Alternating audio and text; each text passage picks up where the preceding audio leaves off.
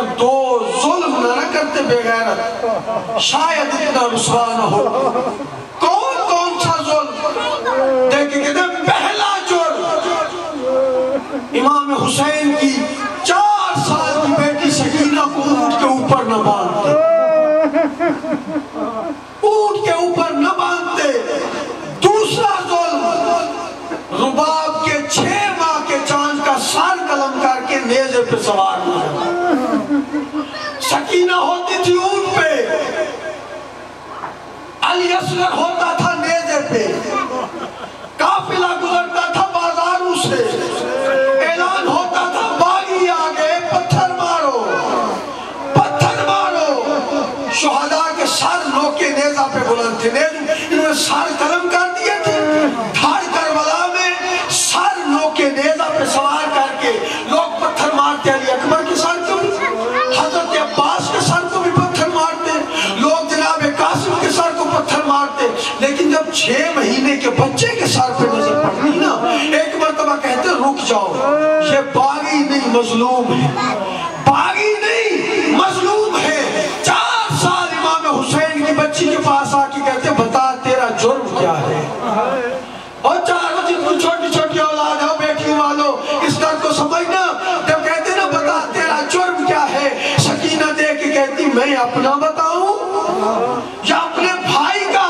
دے کہتے میرا جرم یہ ہے میں نے اپنے بابے کی لاش کو ہاتھ لگایا تھا اور ظالموں نے مجھے تماچے مارے۔ جب کہا نا ظالموں نے مجھے تماچے مارے، دیکھیں کہتے میرے 6 مہینے کا بھائی کا جرم یہ ہے کہ اس نے امام حسین کے ہاتھوں پہ پانی مانگا تھا، کہتا تھا یا اہل الکوفۃ والشام انا شان من ثلاثۃ ایام، وہ شام والو وہ کوفہ والو میں 3 دن کا پیاسا ہوں، یا تم بھی گاؤں کے رہنے والے ہو میں بھی گاؤں کا رہنے والا ہوں۔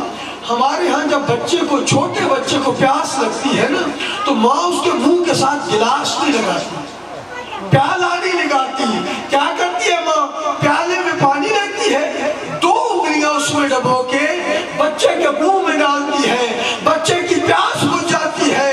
اولاد والو ان بے غیرتوں نے وہ تیر علی اصغر کو مارا ہے جو گھوڑوں پہ استعمال کیا جاتا۔ جب وہ تیر مارے علی اصغر کو، ایک مرتبہ مخدومہ زینب روایت کرتی ہیں، ایک ماں بہنوں کے لیے جملہ کہنا چاہتا ہوں، جب بی بی زینب روایت کرتی ہیں کہ شام کے زندان میں پورا سال رہے جس کی چھت نہیں تھی۔ بی بی کہتی ہے جب رات ڈھل جاتی ساری بیویاں سو جاتی، رباب اٹھ جاتی، اب بی بی اٹھ کے کیا کرتی؟ علی اصغر کی ماں اٹھ کے کبھی پہلو کے دائیں ہاتھ مارتی کبھی بائیں ہاتھ مارتی، کہتی اصغر جاگ تیرے دودھ پینے کا ٹائم ہو گیا۔ اصغر قسمت والی ماں ہے جو اپنے بیٹے کو 2 سال دودھ پلاتی ہے۔ مختار جب بیٹھے تخت پہ، مختار جب تخت پہ بیٹھے جناب سجاد نے پیغام بھیجا، چچا مختار تو تخت پہ بیٹھ گیا ہے، میری ماں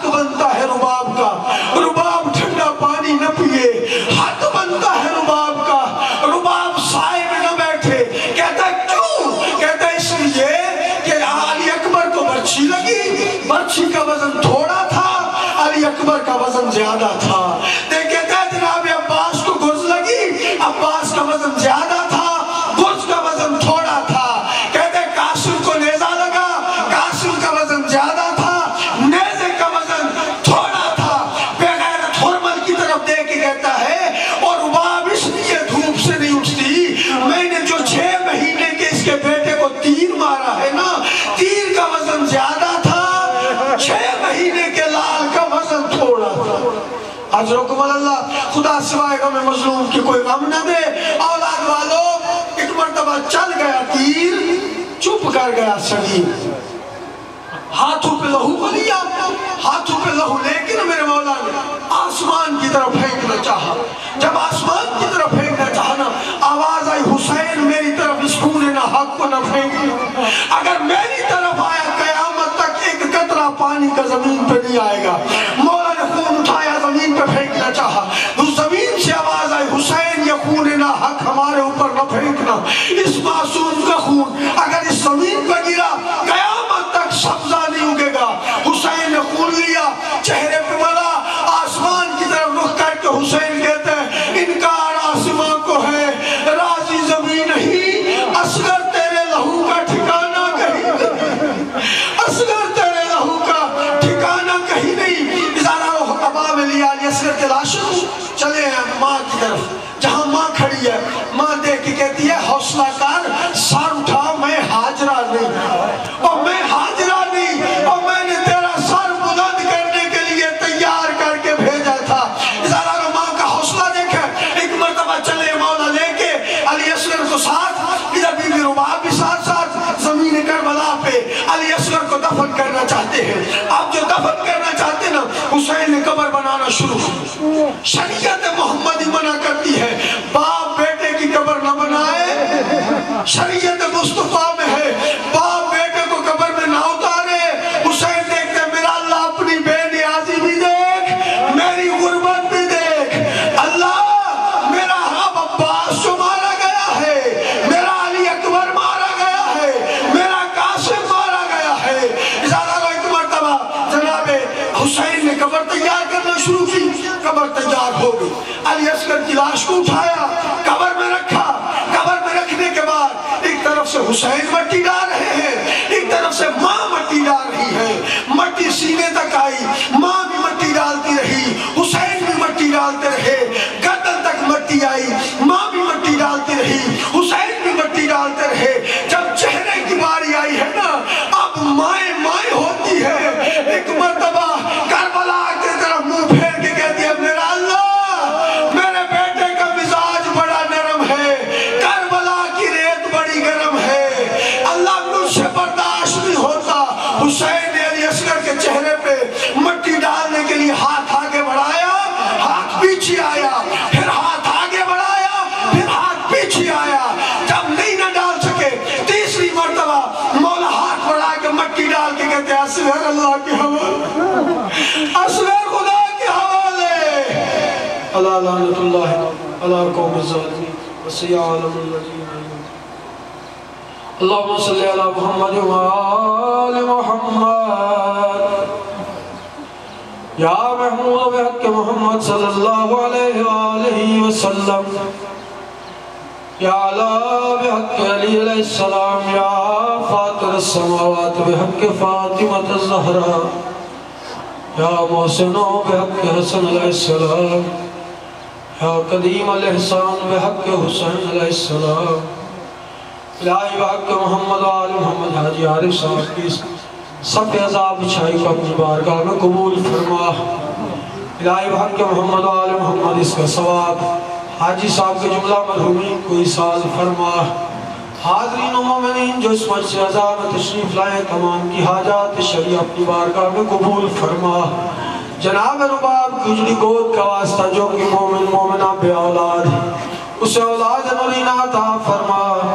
الہی تجھے صدقہ محمد و آل محمد کا ہے، پنج تن پاک 12 امام 14 معصومین کے صدقے میں جتنے نوجوان بچے بزرگ عزیز یہاں تشریف فرمائیں تمام کی حاجات شریع اپنی بارگاہ میں قبول فرما۔